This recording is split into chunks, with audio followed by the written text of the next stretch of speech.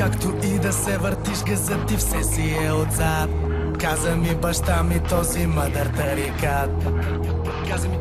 Каза ми сине, уважавай парите дори да са лесни. Няма да се луташ безполезен като скъсан вестник. Когато ги имаш харчи, нямаш пести. Ако ще викаш крещи и ако шепнеш мълчи. Обичай, радвай се, мрази, живей, почивай, работи. Живот са шепите греби, падай, ставай, катери. Дишай, издишай с пълни гърди, не дагай агони мисли за утре. Но спомни си дните преди, стреми се като удреш да чупиш гради. И нека от истината друг да го боли. Мъдро, нали? Аз спомням си също, че каза ми и всичко се връща, рано или късно.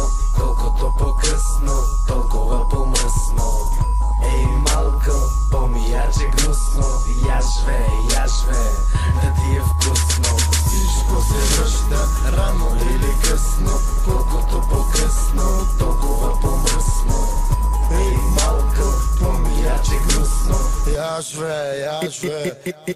Изток инвазия, критиката гази мя, сушата мрази мя, скуката дразни мя. На него, на мене, на тебе, на нея. Отварям очите, ушите, умея с думите, сила владея. Не пея, рапирам и паля, живея, смея да твърдят, че аз сам си избрах тази съдба, вечната черна овца. Ето ми именно олицетворение на кварталното възпитание, вдъхновен от абсолютна неебателност, лишен от липса на самочувствие, кретен.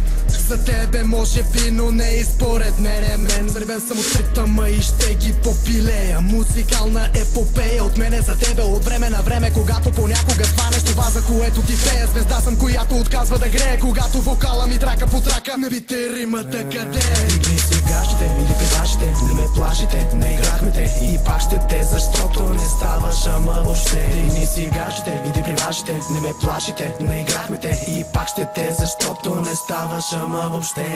Всичко се връща, рано или късно.